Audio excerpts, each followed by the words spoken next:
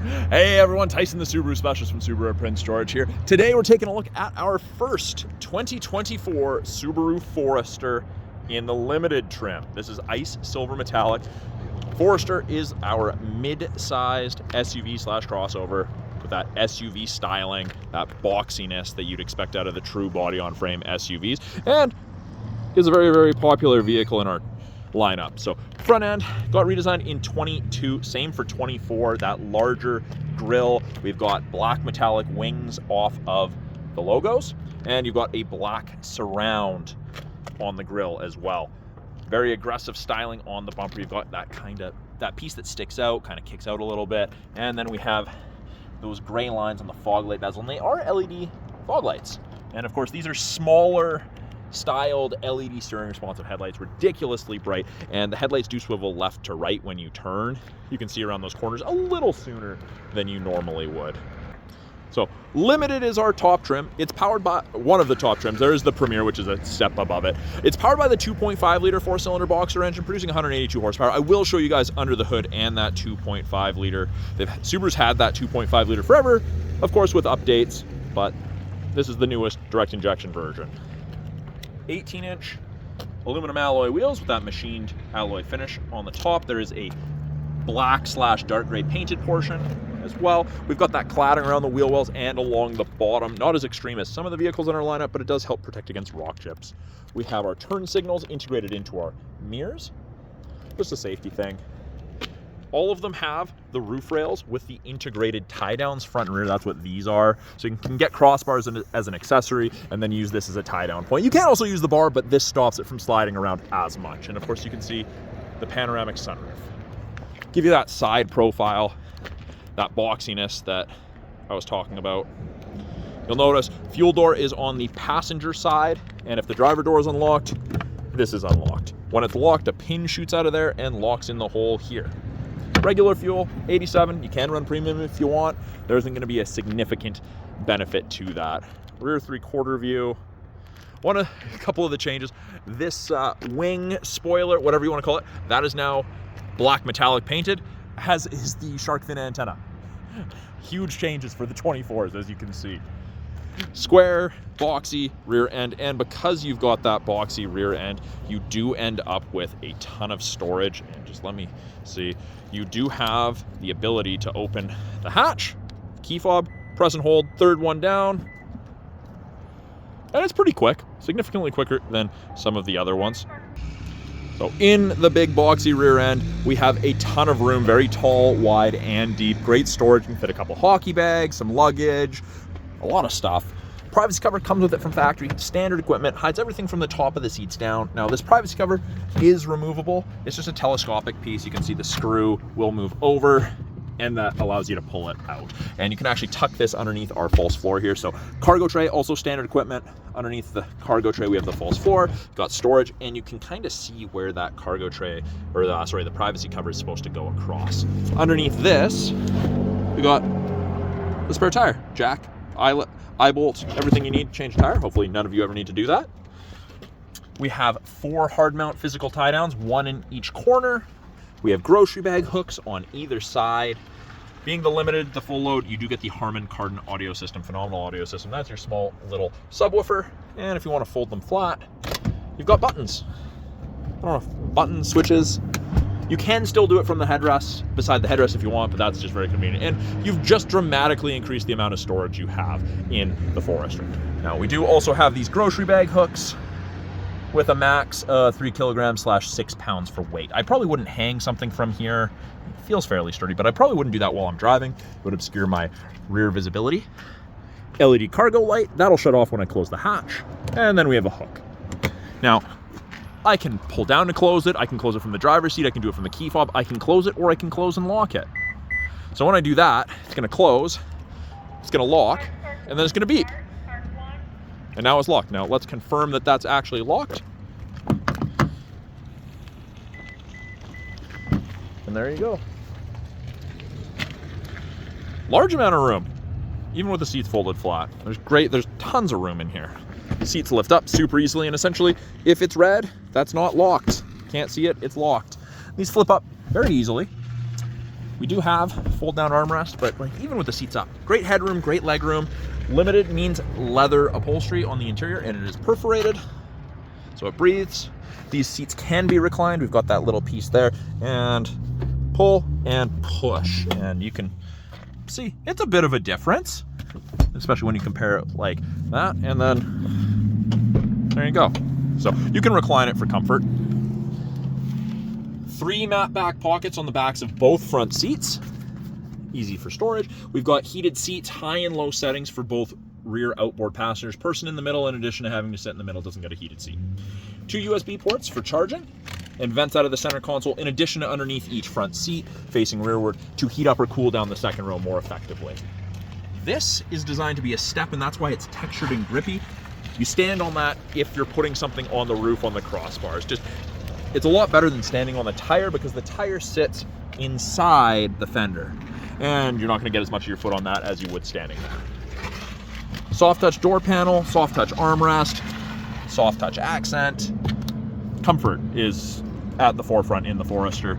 We've got a little bit of storage in a bottle holder. We've got our power window switch, if you need it, for children, drunk friends. Child lock, you push down to activate it. To lock it with the proximity key just has to be on your person within 46 inches, and all I have to do, I touch that, and then I wait a second and put my hand in the handle, and you'll notice those flash, that's indicating that it unlocked. Proximity key is very, very handy. I like it quite a bit. Front door panel looks very much like the rear door panels. Soft touch, soft touch, soft touch. We've got window lock, we've got all 4 power window switches, power mirror adjustment, 2 position memory settings for your power driver's seat and for your mirrors. Phenomenal. A little bit more storage down here than in the second row, but you get the same size bottle holder. Harman Kardon audio system. They put that pretty much wherever they can to brag about it. It's a great system.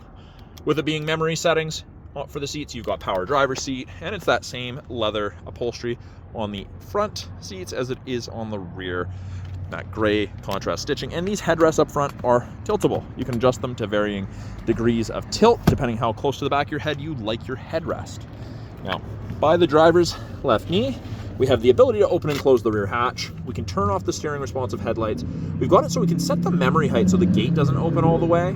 So if you live in a place with a low parking height and it's going to open into it, you can turn that off and it'll only open a portion of the way. You can set that. Scroll wheel for the brightness of the gauges. We've got traction control, which we can deactivate. You can turn off the auto start stop. You can turn off blind spot detection if you for some reason didn't want it. And we have the driver focus system, which will tell you if you're distracted or not paying attention to the road.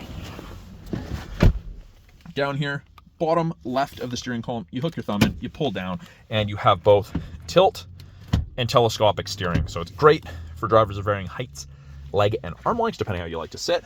Push button start. My foot's on the brake, the light goes green because the key's inside. It detects it. Foot's not on the brake, light is not green. Foot down, press. Blind spot detection indicators. It illuminates orange on the corresponding side when someone's in your blind spot on said side. So again, it looks like that. It's not a huge light, but all you have to do is you have to know it's there, and then you start picking it up because you know it's there. Steering wheel, all important heated wheel. I'm going to turn that on. It's a little chilly out there. Left hand side of the steering wheel, we have audio control, switch from AM to FM to Bluetooth to aux. Info, we'll change our small information screen up there. We can cycle between presets, go to the next song on our playlist, whatever you need. Volume, toggle up and down, accept or issue voice commands, or accept phone call, hang up or decline a phone call. Hands-free. Arrows down here, change our small little center display. Gives you different information depending on what you want to look at. Most people like the digital speedometer. Now, I get asked about that all the time. I get phone calls. What's that blue light? That just means that the car's not at peak operating temperature. Drive it kindly, don't drive hard. That's really what it's saying. And this, there's a little snowflake with lines in a road. That's just saying it's 4 degrees or below. So it could be slick out. It's always going to be there during the winter. Right hand side, we have our adaptive cruise and our lane centering. Now, both of those systems use these 2 black boxes. This is EyeSight 4.0, wider field of vision on the Foresters than the previous gens. It's great. Notices pedestrians, cyclists, and other vehicles sooner. When I turn on the cruise, I get an image of the Forester there, and you'll notice there's 4 bars ahead of it, all the way down, to 1. Those bars indicate the follow distance behind the vehicle ahead of you that you'll follow at if you catch up while using cruise. I've just turned on lane centering. When I turn it on, those lights go gray, or those lines go gray, and if the cameras can see the road lines, it'll illuminate white on whichever side it can see, which is very, very handy. Sport and intelligent drive modes. Intelligent is for daily driving, most efficient. Sport, you go faster sooner. You can see normal, sport, normal, sport.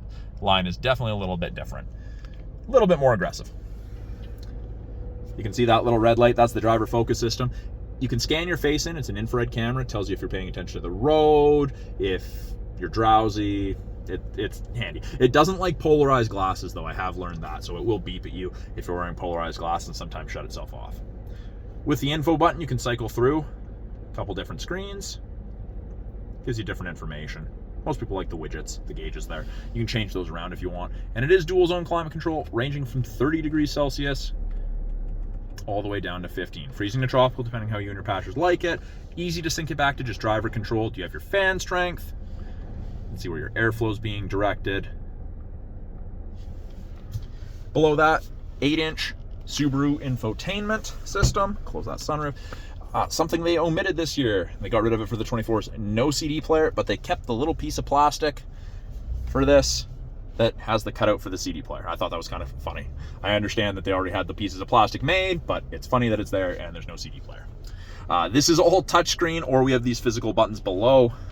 Map, it's powered by TomTom. It's free for the life of the vehicle. There is no subscription for this, which is quite nice. Get one free update, and under apps you do have Apple CarPlay and Android Auto if you don't want to use the built-in nav, but it also allows you to do hands-free texting, use Siri, use Google Assistant. Lots of settings you can play with. You can go to other screens. You can add additional shortcuts should you want. You can rearrange them.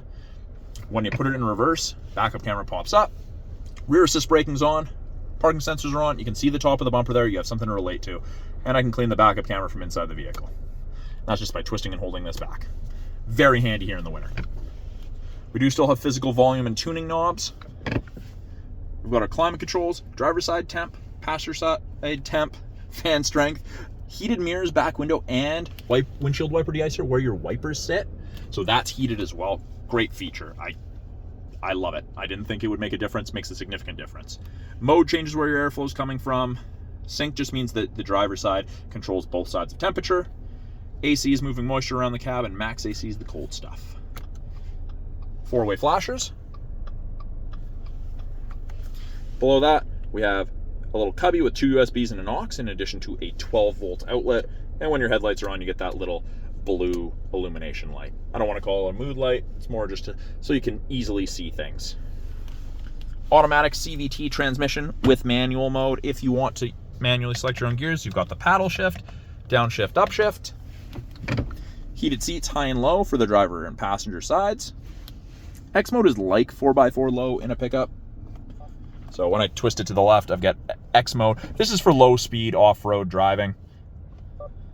Turn it right, deep snow and mud. Also turns off traction control, so that allows for excess wheel spin to chew you out of that situation. It does also display up here. Regular X mode, deep snow and mud. Only works up to 40 kilometers an hour. After 40 kilometers an hour, it just kicks out. Park brake, you pull up to turn on. You still get the red P for park there. My foot is not on the brake and I push down. It says to press the brake. Foot on the brake and push down, and it turns off. Auto vehicle hold. AVH is a brake holder, which pops up there. If you get this little circle icon with the hash marks on below that, you can take your foot off the brake and it'll hold the brake for you. I'm not a huge fan of it because I don't use it a lot. I don't have it in my personal vehicle, but I can see where that would be beneficial during rush hour traffic or drive-through traffic or construction traffic. Cup holders with a little bit of storage. Very deep storage. Center console. There's a 12-volt outlet in there. I know the camera probably can't pick it up, or barely can, but there's a 12-volt there. There's a place to run cords through. Soft touch armrest. Up top, my favorite feature ever in any vehicle, auto dimming rearview mirror. There's no switch to flick. It automatically dims. There's a light sensor. It dims if someone has their brights on behind you. Your side mirrors are also auto dimming. Very, very handy. And it's got the home link built in. You've got 3 separate garage door openers built in. You don't have to carry a chunky opener on your visor. It's great. No chance of losing it either. LED map lights, We have the ability to turn off lane sway and the ability to turn off automatic emergency braking. I don't think you'd turn off the automatic emergency braking in any situation, especially here in BC, because you get an insurance discount that's tied to that. We have our sunroof control for the slide, SOS, and roadside/concierge. That's part of the 3-year trial to the connected services you get with most new Subarus. So a little green light will pop up when it's registered. You'll get some setup emails when it's registered in your name. Door switch, so when I open a door, the lights come on. Sunglass storage. And on the visors, we've got card holders, we've got vanity mirror with light, and we've got an extender to block the sun if it's directly at our left or at the passenger's right. And then of course I just closed this, but there you go. Now I had told you guys I'm going to show you underneath the hood. So I'm in park, my foot's not on the brake, I just shut it off. And it gives reminder, look in rear seat. That's because I'd opened the rear seat, or the rear door, sorry. Not because there's a weight sensor or anything, but it does. It's just a reminder, hey, don't forget your ice cream or your pets or your sleeping child. So I pop the hood, and essentially you walk up here, and just like any Subaru, approach the front, go to the right-hand side of the Subaru logo, and move from right to left. It's that lever right there. So this just came in, I think, yesterday. 2.5 liter 4-cylinder, engine cover. Pretty much everything in yellow is what the average consumer is going to touch during ownership. So washer fluid, oil, coolant, dipstick, brake fluid, easy access to your air box. We still have a prop rod. They've done away with hood struts, unfortunately. And I'll give you guys one quick look around the Forester. This is the 2024 Subaru Forester Limited in the ice silver metallic. Very, very popular vehicle in our lineup, the Forester is. It's a great midsize, offers a ton of room, especially in the second row. So if you have taller passengers, I would recommend you check out the Forester. So thank you for watching my quick walkthrough of the 2024 Subaru Forester Limited. I'm Tyson, the Subaru Specialist from Subaru Prince George. If you guys have any questions, please put them in the comments about this vehicle, any of the vehicles in our lineup, or something you're experiencing with your Subaru, and I'd be more than happy to try to answer those questions or solve your problem for you. Thanks for watching. We'll talk soon.